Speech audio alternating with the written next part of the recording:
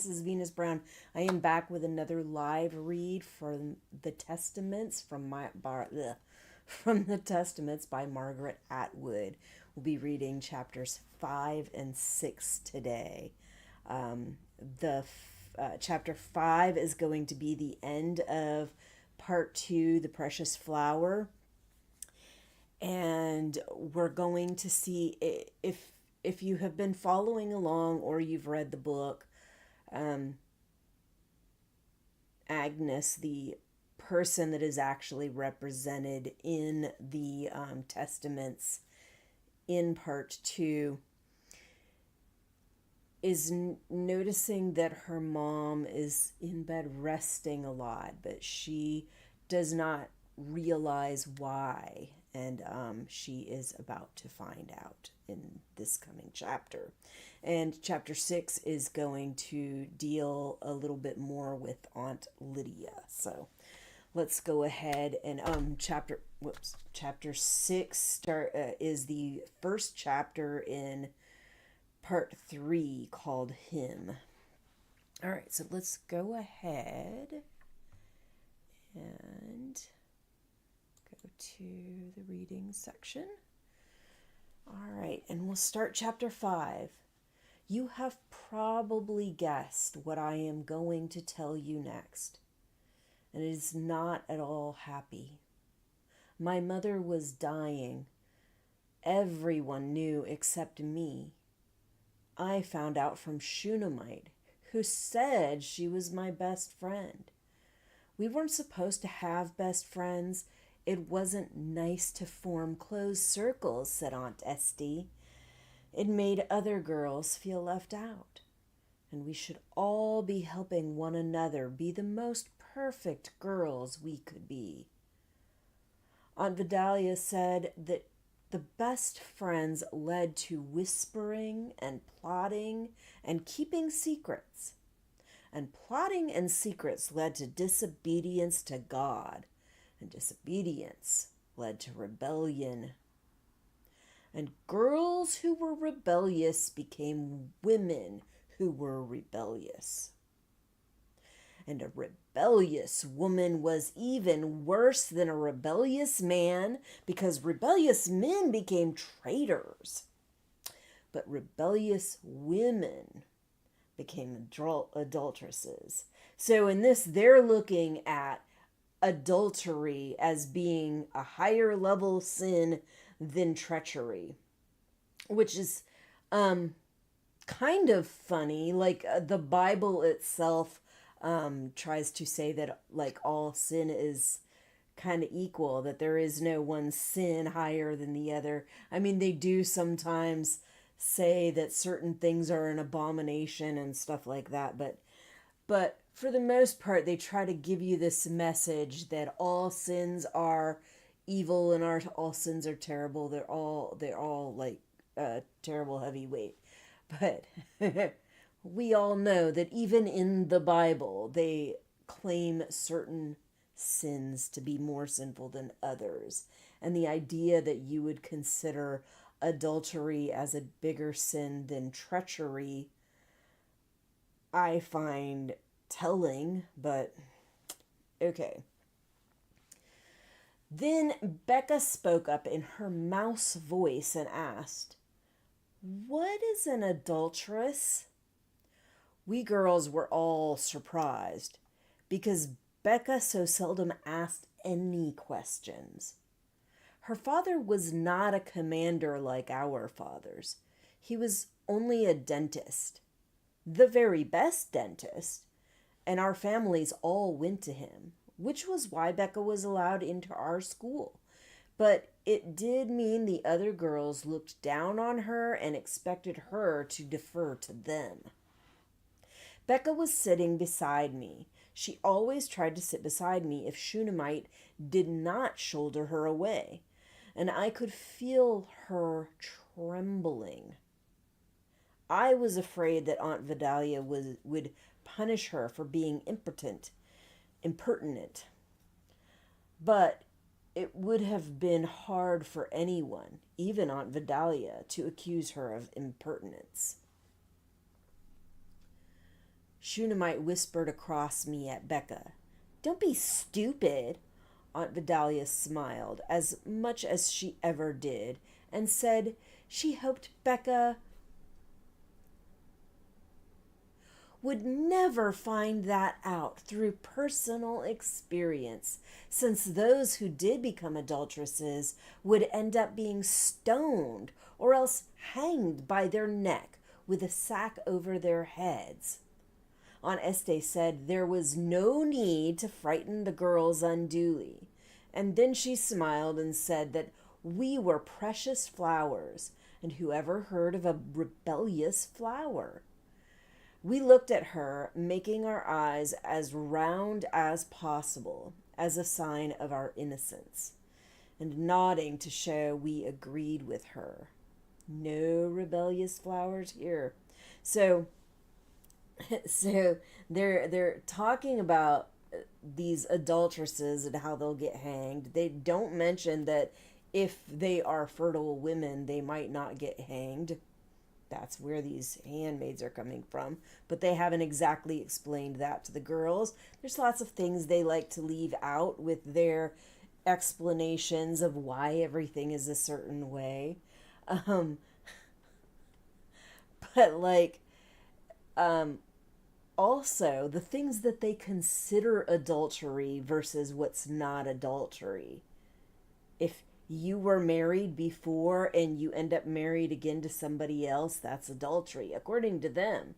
Now, it is strange because in the series, they have them after their husbands die or are taken away or whatever, sometimes remarry somebody else. They cannot be unmarried for too long that's going to cause problems. And especially if they have children, they have to have a husband there to hold this family unit together. A lot of it to me is just disturbing, but some of the handmaids are handmaids because they had gotten divorced and remarried. Yes, what happened with June involved actual adultery, but they made it pretty clear that even if it didn't involve adultery according to our definition, they would have considered it adultery because he had been married to somebody else and she was the second wife. He had gotten married again, so she's still considered an adulteress. So how do they thread these needles? I don't know, but they were engaging in all kinds of hypocrisy, so it's not really surprising. A lot of religious people, a lot of religions, a lot of religious sects engage in a lot of hypocrisy. A lot of people engage in a lot of hypocrisy, so it's not really all that surprising. But it's just like, what are we telling these girls? And you're not explaining what adultery is. So the one girl that actually had the guts to ask was given a non-answer. And I remember asking Steph that I should have been given an answer when I was a teenager and wasn't, that resulted in ignorance that really shouldn't have been, like my questions should have been answered. So I didn't remain ignorant about something that, anyway, just like this whole thing with intentionally keeping these girls ignorant about certain things. And while the other girls like, oh my God, I can't believe you would even ask something like I'd be willing to bet there's a hefty amount of them that know exactly what adultery is. But I also would be willing to bet that there's a pretty healthy amount in that class that have no fucking clue. And they're just dogging this girl for something that she had no reason to actually know what adultery was. And especially if nobody's telling her. Nobody's explaining this shit. Anyway, Shunammite's house had just one Martha. Wait a minute. Oh, no. We looked at her, making our eyes as round as possible, as a sign of our innocence, and nodding. Oh, no, I already said that to show that we agreed with her. No rebellious flowers here. Shunammite's house had just one Martha, and mine had three, so my father was more important than hers. I realize now that this was why she wanted me as her best friend. She was a stubby girl with two long, thick braids that I envied, since my own braids were skinny and shorter, and black eyebrows that made her look more grown up than she was. She was belligerent, but only behind the aunts' backs. In the disputes between us, she always had to be right. If you contradicted her, she would only repeat her first opinion, except louder. She was rude to many other girls, especially Becca. And I am ashamed to tell you that I was too weak to overrule her. I had a weak character when dealing with girls my own age, though at home the Marthas would say I was headstrong. "Your mother's dying, isn't she?" Shunammite whispered to me one lunchtime. "No, she's not," I whispered back. "She just has a condition." That was what the Marthas called it, your mother's condition. Her condition was what caused her to rest so much and to cough. Lately, our Marthas had been taking trays up to her room. The trays would come back down with hardly anything eaten from the plates. I wasn't allowed to visit her much anymore. When I did, her room would be in semi-darkness. It no longer smelled like her, a light, sweet smell like the lily-flowered hostas in our garden, but as if some stale and dirty stranger had crept in and was hiding under the bed. I would sit beside my mother where she lay huddled under her blue flower-embroidered bedspread, and hold her thin left hand with the magic ring on it, and ask when her condition would be gone. And she would say she was praying for her pain to be over soon. That would reassure me. It meant she would get better, and then she would ask me if I was being good and if I was happy, and I would always say yes. And she would squeeze my hand and ask me to pray with her, and we would sing the song about the angels standing around her bed, and she would say thank you, and that was enough for today. "She really is dying," Shunammite whispered. "That's what her condition is. It's dying." "That's not true," I whispered too loudly. "She's getting better. Her pain will be over soon. She prayed for it." Like,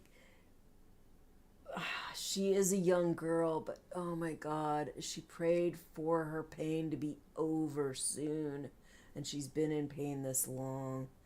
It's so sad that she is not picking up on what that means, or even the possibility of what that means. But it's not surprising. Like I said, they keep these girls so ignorant about so many things. And they try to maintain this innocence by maintaining ignorance. And so she doesn't even realize her mom is dying, and nobody's telling her. And they're using euphemisms that she doesn't understand. "Girls," said Aunt Esty, "at lunchtime our mouths are for eating, and we can't talk and chew at the same time. Aren't we lucky to have such lovely food?" It was egg sandwiches, which ordinarily I liked, but right then the smell of them was making me feel sick. The whole lunchtime thing, this reminds me of one of the schools I worked at for quite a while. they had started to do this thing where you weren't allowed to talk at lunchtime, you weren't allowed to talk at in the hall. The only time you could talk was for a certain amount of time in some of the classes, but in a lot of the classes they wouldn't let you talk at all. So it was like the students are going through their entire day not being allowed to talk to anybody. And to me, like, part of the reason for schooling is supposed to be socializing, yet you're not allowing these kids to socialize at all. Yeah, I had an issue with that. I did not like that. I think that's wrong. I understand that sometimes you're going to put people on silent lunch and stuff like that. But there needs to be times throughout the day that these kids can talk a little bit with each other. Not during class, of course, but sporadically throughout the rest of the day. Like, and I have, my youngest kid had a really hard time with talking and making friends and socializing and stuff like that. So that was always very important to me, making sure that they had people to socialize with. I put them in school early intentionally because I knew that they were having a hard time talking. The doctor said that part of the problem was because my oldest kid was talked so much that they would just basically talk for them. And so, yeah, I just like really felt that it was important for them to be in certain situations that involved more socializing. So I put them in preschool earlier so that they could get some socializing. It was like half day. And then I also put them in certain activities so that they would get some socializing through that. But to me, like, a lot of kids don't necessarily have those extra activities.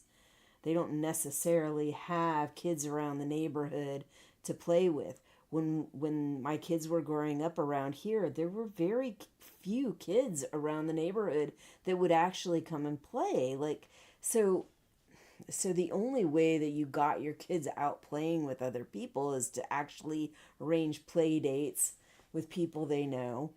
And like I said, socializing around school and activities and stuff like that. And to me, socializing is important, whether it's for a kid that is shy or not, even the ones that aren't shy. Like, it's important for them to get used to having conversations with people and dealing with different situations and stuff like that. Anyway, off on a tangent.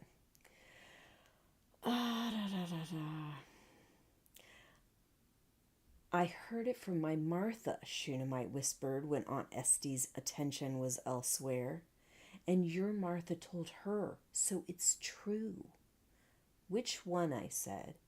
I couldn't believe that any of our Marthas would be so disloyal as to pretend that my mother was dying. Not even scowling Rosa. How should I know which one? They're all just Marthas, said Shunammite, tossing her long, thick braids. That afternoon, when our guardian had driven me home from school, I went into the kitchen.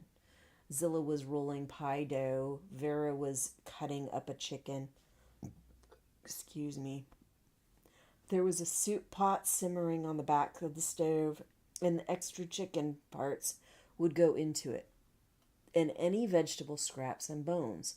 Our Marthas were very efficient with food and did not waste supplies. Rosa was over at the large double sink rinsing off dishes. We had a dishwasher, but the Marthas didn't use it except after commanders' dinners at our house because it took too much electricity, said Vera. And there were shortages because of the war. Sometimes the Marthas called it the watched pot war because it never boiled. Or else is the Ezekiel's wheel war because it rolled around without getting anywhere. But they only said such things amongst themselves. Shunammite said one of you told her Martha that told her, Martha, that my mother is dying," I blurted out. "Who said that? It's a lie." All three of them stopped doing what they were doing. It was as if I'd waved a wand and frozen them. Zilla with the lifted rolling pin, Vera with a cleaver in one hand and a long, pale chicken neck in the other, Rosa with a platter and a dishcloth. Then they looked at one another. "We thought you knew," Zilla said gently. "We thought your mother would have told you." "Or your father," said Vera. That was silly, because when could he have done that? He was hardly ever at our house nowadays, and when he was either eating dinner by himself in the dining room or shut inside his study doing important things. "We're very sorry," said Rosa. "Your mother is a good woman." "A model wife," said Vera. "She has endured her suffering without complaint." By this time, I was slumped over at the kitchen table, crying into my hands. "We must all bear the afflictions that are sent to test us," said Zilla. "We must continue to hope." Hope for what? I thought. What was there left to hope for? All I could see in front of me was loss and darkness. My mother died 2 nights later, though I didn't find out until the morning. I was angry with her for being mortally ill and not telling me. Though she had told me in a way, she had prayed for her pain to be over soon, and her prayer was answered. Once I'd finished being angry, I felt as if a piece of me had been cut off, a piece of my heart, which was surely now dead as well. I hoped that the 4 angels round her bed were real after all, and that they had watched over her, and that they had carried her soul away, just as in the song. I tried to picture them lifting her up and up into a golden cloud, but I could not really believe it. Okay, so that's the end of chapter 5 and the end of part 2, the precious flower. So obviously the precious flower is Agnes or Hannah, which she doesn't necessarily know that she's Hannah. In the TV series, there's some questions as to whether she knows she's Hannah or not, because they did show towards the end of the series her writing Hannah on, I think it was one of her poems or art, no, not poems, one of her artworks or something like that. I said poems like they're allowed to write, but the whole fact that she wrote her name was like, oh shit, she actually wrote and she actually remembers the name. So then people are like questioning, is it that she really remembers that it's her name, or is it just somewhere in her subconscious that it is a name she knows of, but not necessarily that she knows it's her name? Oh yes, by the way, I am going to do another live stream yesterday, or not yesterday, I'm going to do another live stream later on today around 6 p.m. To kind of introduce the Testament series. It's going to be starting tomorrow, at least for us, it's going to start tomorrow. Most likely they're going to drop it in the evening, and if they do that, I probably will not watch it until the next day. But and like I've said before, I do reactions to them, but they take me about a week to record and set up and edit and everything. So probably about a week from when it drops, or a week from when I watch it or whatever, I should have the first episode out and I'll just do one episode a week. But I'm going to do an introductory live stream. I will talk about the little bit that I know about the series and and a little bit about the books and stuff like that and the previous series that it spins off from. I am also going to play at least one trailer. I have not looked for them yet, so I don't know if there's more trailers. If there are, I will probably play more than one trailer. And I have an article that I plan on reading, and I found somebody did kind of discussion. Apparently, some of these YouTubers get this stuff early, and she did, so she at least got some of the episodes before the rest of us. And she talked about it, and I don't feel like what she said was very spoilery. It was more like talking about the characters, but not necessarily their scenes or what they do or anything, just kind of talking about what kind of people they are and how they were in the show. And I thought she did a really good job of kind of describing some of the stuff that she really liked about the show. And its connection to Handmaid's Tale without like really giving a lot of spoilers. So I plan on playing that at some point, and then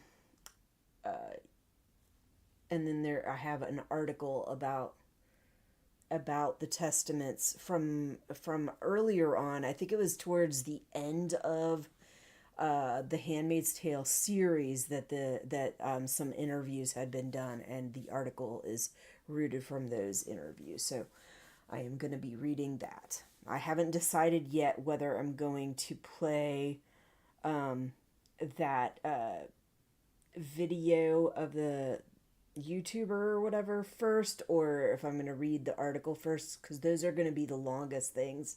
Trailers are usually only a few minutes or a couple minutes usually they're a couple minutes, a few minutes at most. But her video is definitely a little bit longer than that, and me reading the article is going to take a while. So I haven't decided which one I'm going to do first. But anyway, let's go ahead and get started on the next chapter. So this is the beginning of part 3 called Him. And we are starting on chapter 6, the Ardua Hall Holograph.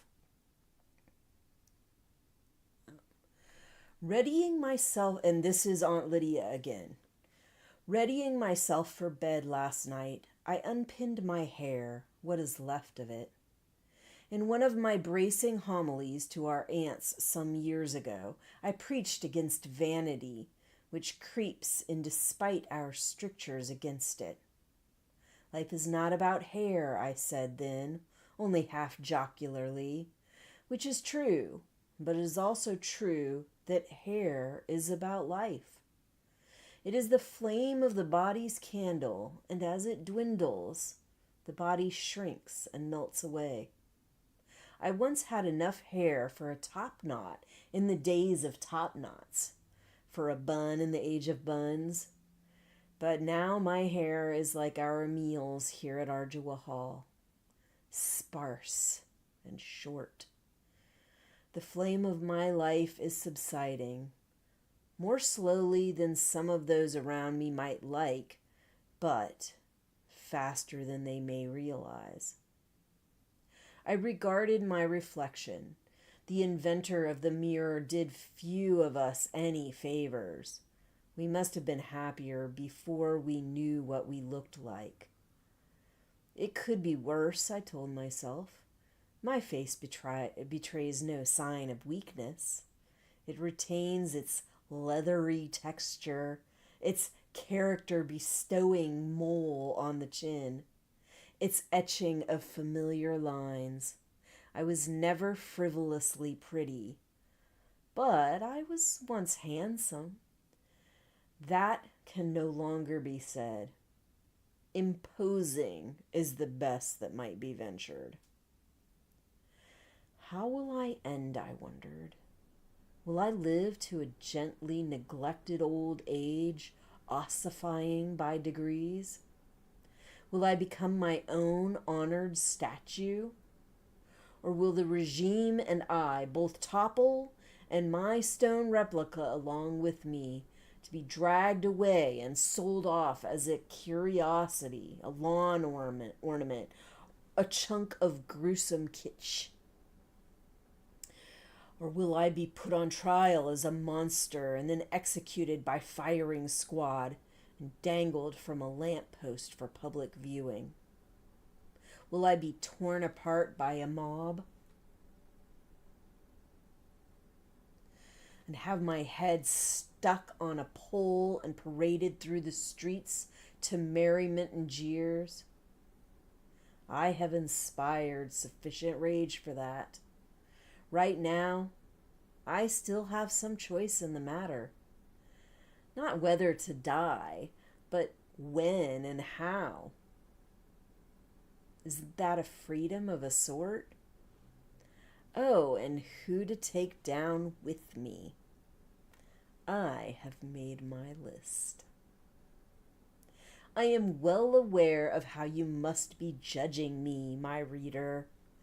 If, that is, my reputation has preceded me and you have deciphered who I am or was. In my own present day, I am a legend. Alive, but more than alive. Dead, but more than dead.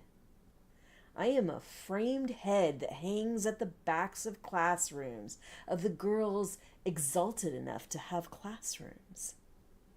Grimly smiling, silently admonishing. I'm a bugaboo used by the Marthas to frighten small children. If you don't behave yourself, Aunt Lydia will come and get you. I'm also a model of moral perfection to be emulated.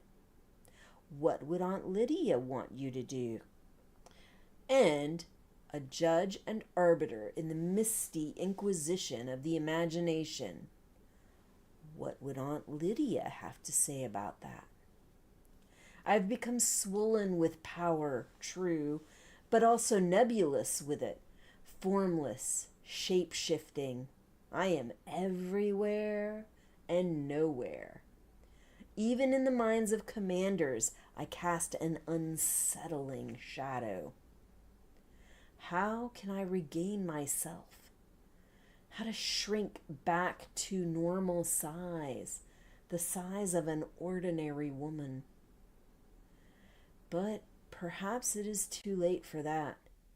You take the first step, and to save yourself from the consequences, you take the next one. In times like ours, there are only two directions, up or plummet. So I remember in the TV series The Handmaid's Tale, at a point she had gotten severely injured by one of our fabulous handmaids. I was really hoping she was going to die, and she did not.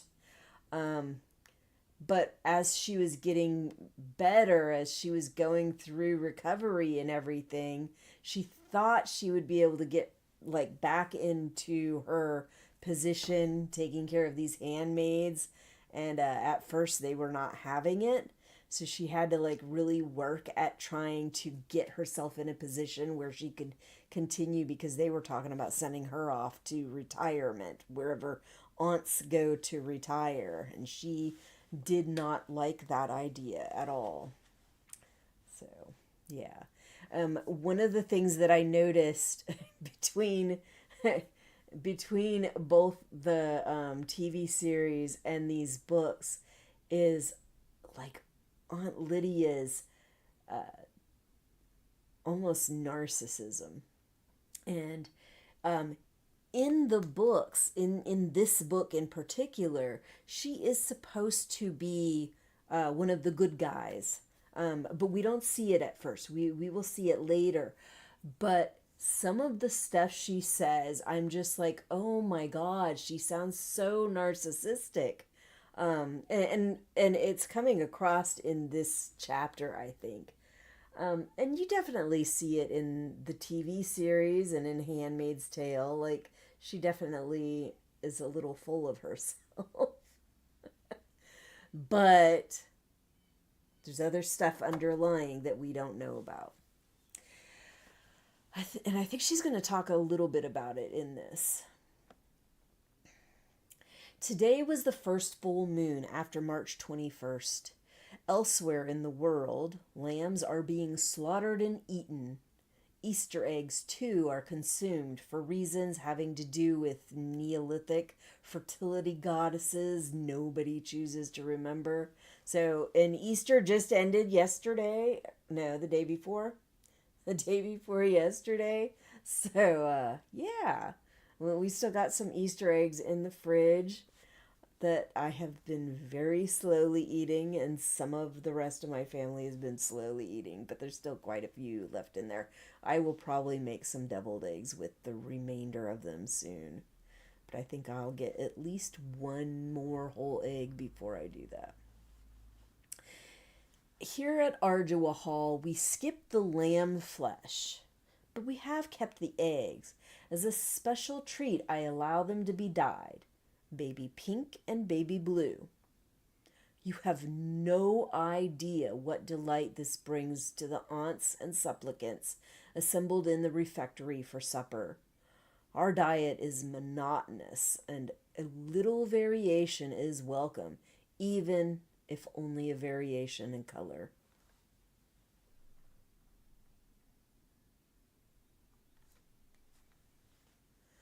After the bowls of pastel eggs have been brought in and admired, but before our meager feast began, I led the usual prayer of grace. Bless the food to our service and keep us on the path. May the Lord open and then the special spring equinox grace.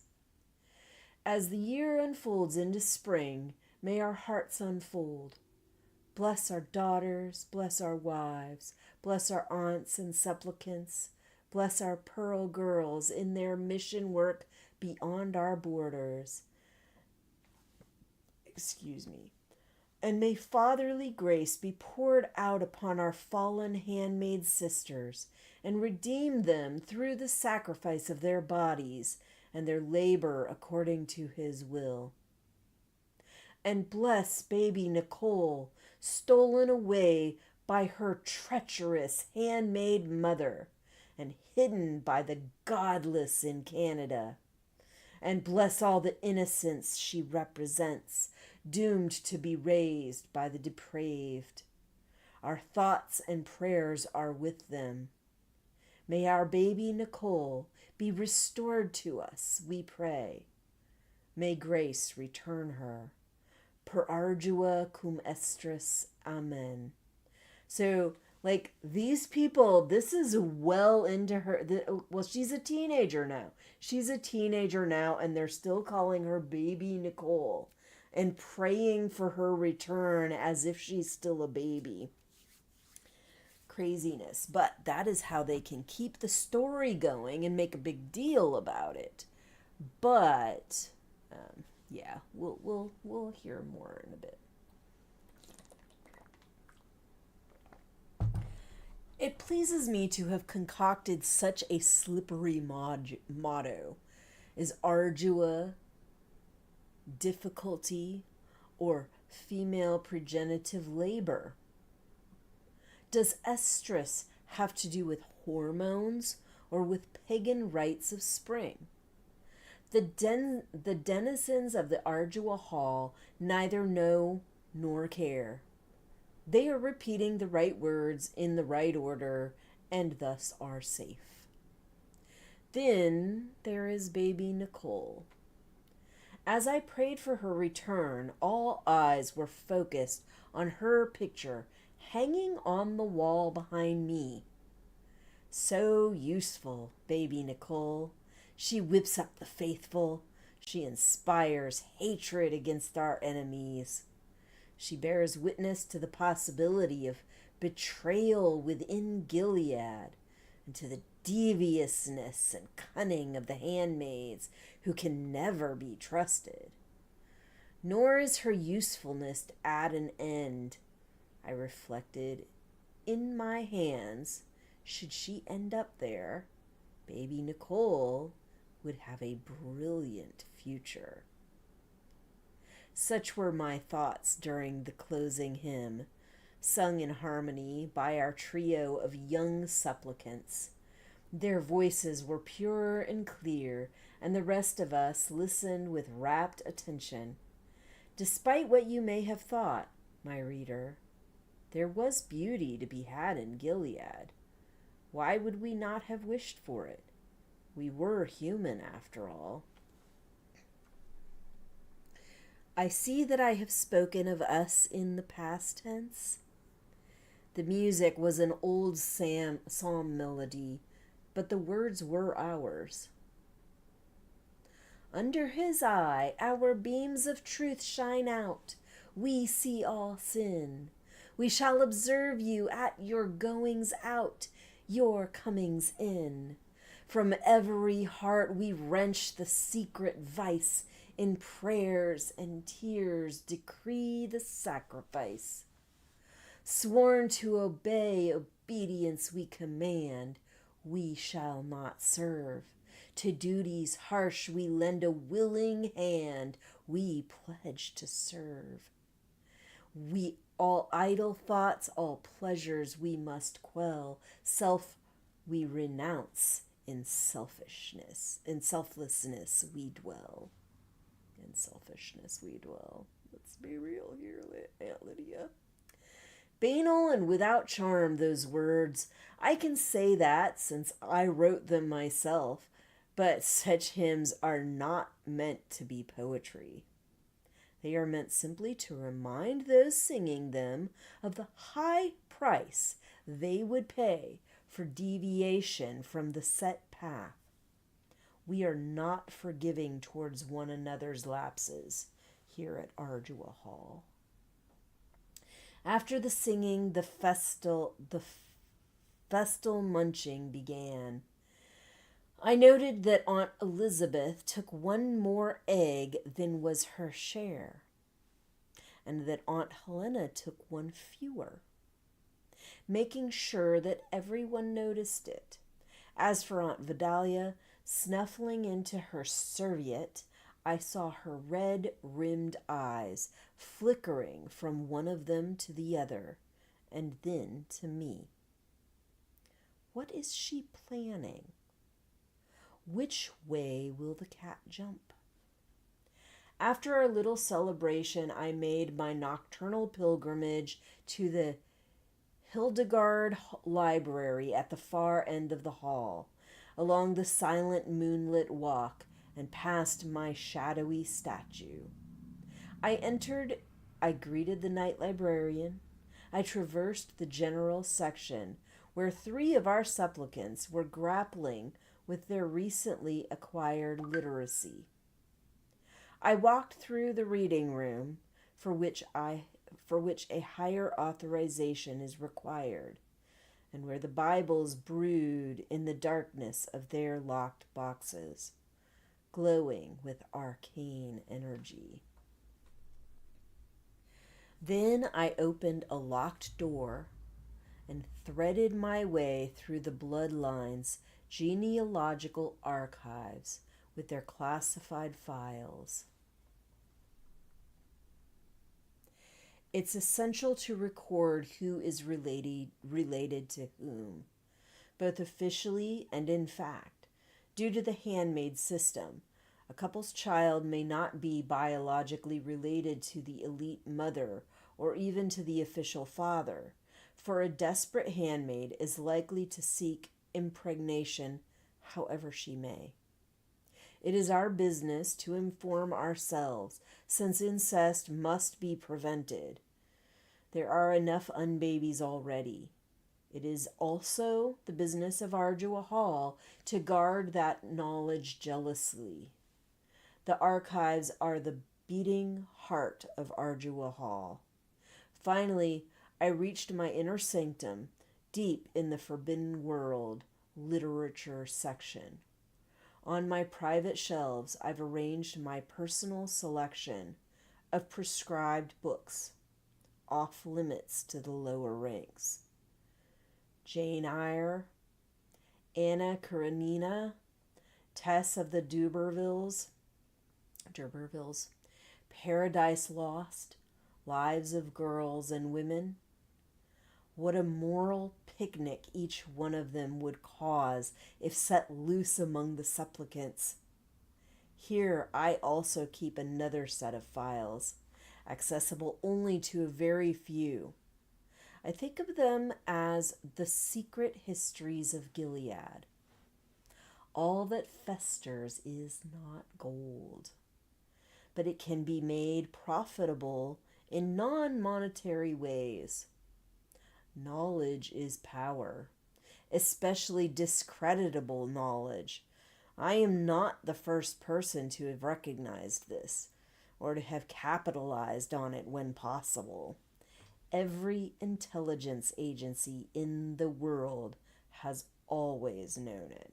And this is something we kind of see her start to utilize in the TV series, The Handmaid's Tale, when she's dealing with Commander Lawrence. She utilizes these things that she knows. She knows about every family in that area of Gilead because she is intertwined in all their lives. And she has little bits and pieces of information, of dirt on all these people. And she uses that dirt to get herself into a position that is not retirement after she had been injured like that. So just think about that. And she uses it further later on to get herself higher up, to get herself in a position that that she could be more appreciated, that she could be better utilized rather than thrown into retirement that she didn't want to be in. Once sequestered, I took my nascent manuscript out of its hiding place, a hollow rectangle cut inside one of our X-rated books, Cardinal Newman's Apologio pro vita sua, I don't know what that says, a defense of one's life. No one reads that weighty tome anymore, Catholicism being considered heretical and next door to voodoo, so no one is likely to peer within. Though, if someone does, it will be a bullet in the head for me, a premature bullet, for I am far from ready to depart. If and when I do, I plan to go with a far bigger bang than that. I have chosen my title advisedly. For what else am I doing here but defending my life? The life I have led?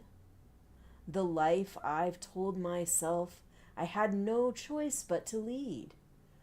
Once before the advent of the present regime, I gave no thought to defense of my life. I didn't think it was necessary.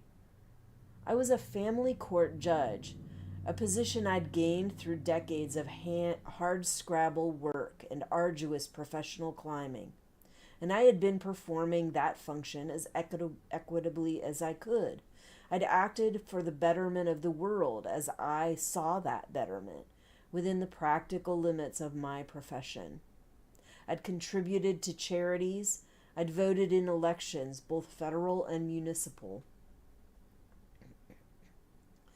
I'd held worthy opinions. I'd assumed I was living virtuously. I'd assumed my virtue would be moderately applauded, though I realized how very wrong I had been about this, and about many other things, on the day I was arrested. Okay, so we'll get to that Sunday. So we're gonna, at least I'm pretty sure we're gonna read all about the aunt's beginnings, about what happened, about her arrest, about all these other arrests, about her job and all of that.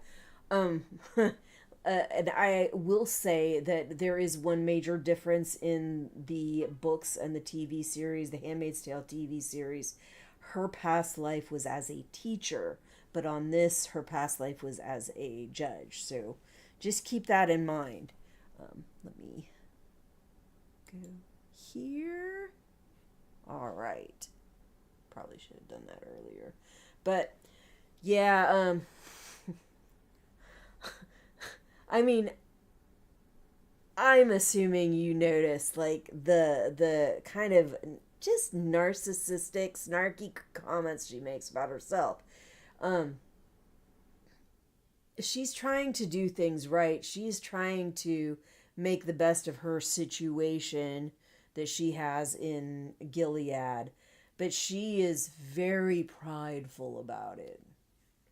Um, very narcissistic, in my opinion. And we see that she is going to talk about um, she's going to talk about the shift and change that she did previously, which we see a little bit of in the TV series, going from basically a true believer in Gilead. Um, and did she start as a true believer in Gilead? Not really. She was using her position and her knowledge and her experience to get herself into a place where she wasn't going to get killed. But I think she eventually became a true believer.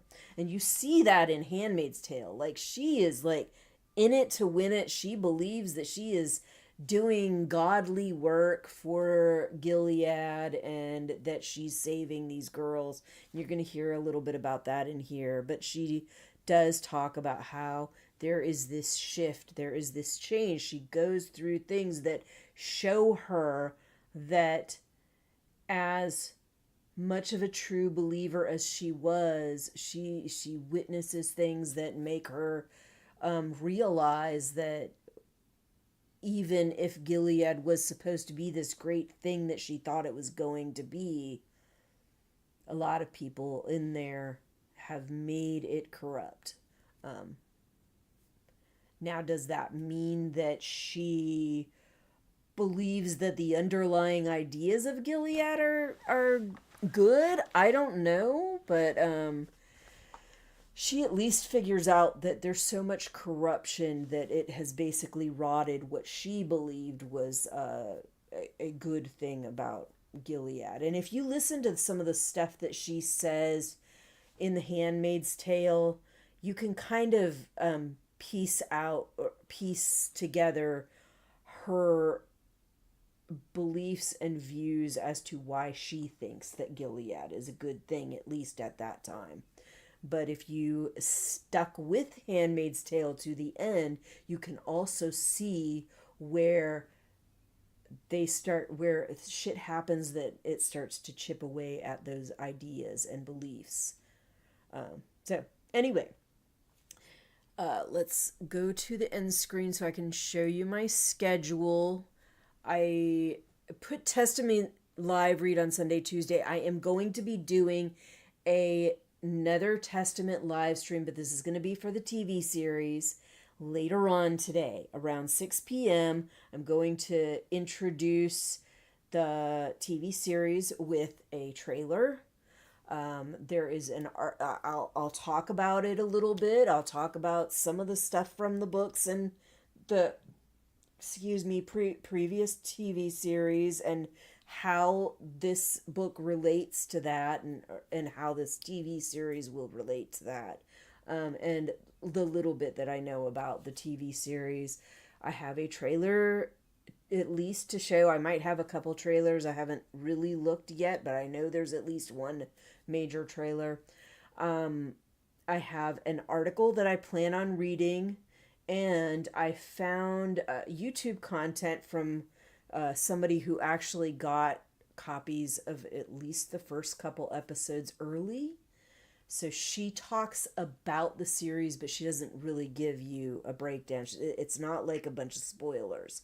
It's kind of what she thinks of the series so far, some opinions about certain girls. So she is going to give you some details about the walks of life of these girls, but she's not going to give like a lot of really spoilery information. So if you want to watch that, I'm going to try to play it. Hopefully it won't be any problem. Most of the time when I put stuff like that on my live streams, it goes all right. I understand that it is somebody else's content. Um, I will try to remember to put a link um, for her specific video in my description when I do it. Um, but the only thing that I've actually gotten my live streams taken down for usually has been music. They actually did my last deadlock live stream. They had blocked it from being seen for a while because I had a like 2 minute clip, that 2 or 3 minute clip that played on there that had Back in Black from AC/DC playing in the background, and they didn't like that Back in Black was on there. So I had to remove that in order to get them to put it back up. But it's on, it's public now because I got the AC/DC stuff removed. But every once in a while that happens. I have I've had a variety of experiences where things get taken down for music. Most of the time, my stuff has either gotten taken down for music or for having too much of the TV show that I'm doing reactions for in the content. And I've gotten it now to where I chop it up enough and move things up around enough that I don't usually get blocked for that anymore. But I used to. I used to a lot. And honestly, I spend a lot of time cutting stuff out and like just chopping it up. And I know it doesn't look great because it is so chopped up, but it has kept me in like the last year or so from getting very many at all blocks. Most of the blocks that I get are for music. So anyway, I am going on and on and on. But anyway, today we're doing the Testaments live read, which we just finished. Later on today at 6 p.m., I will do the intro to the TV series, which is coming tomorrow for me. I believe that for some people it's not tomorrow, it's like the next day or the next morning or something like that. But for me, it's probably tonight. And like I said earlier, I probably will not get to watching it until tomorrow. That's okay. And it will take me about a week to edit my reactions for it. So just be patient. Deadlock Season 2 After Watches, I do live on Sundays. Like I said, the last one was blocked, but I did go ahead and remove that song from it, and now it is up fine.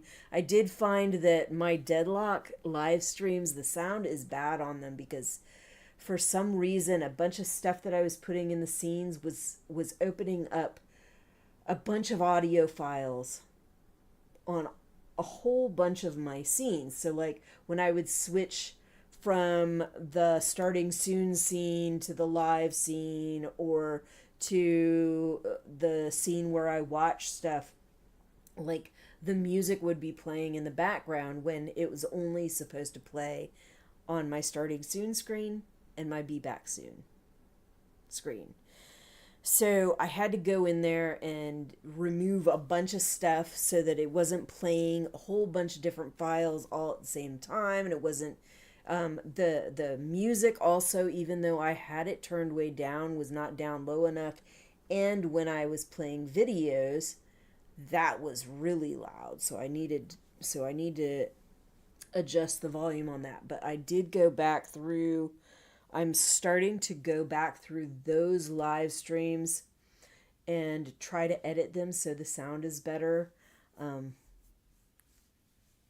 I know at some point I adjusted it so that that stuff isn't all playing on the same track so that it has separate tracks. It's just, I think the first couple episodes that I did was not like that. but I have editing software that is able to separate that out a little bit, so I can get it to where you can hear my voice better when I'm talking, and um, have the video and music and stuff not be so loud. But anyway, let's see what else. We have solo leveling reactions on Friday and Gen V season 2 reactions on Fridays. Um, I only have two more of those, and I know nobody's watched my Gen V reaction that I posted. It's for what, episode 6. So I had episode 6, 7, and 8 left over because I had not finished them. And I am finally getting to put those up there. So episode 7 is up now. And if anyone wants to watch that, it's there. Like I said, nobody's watched it at all.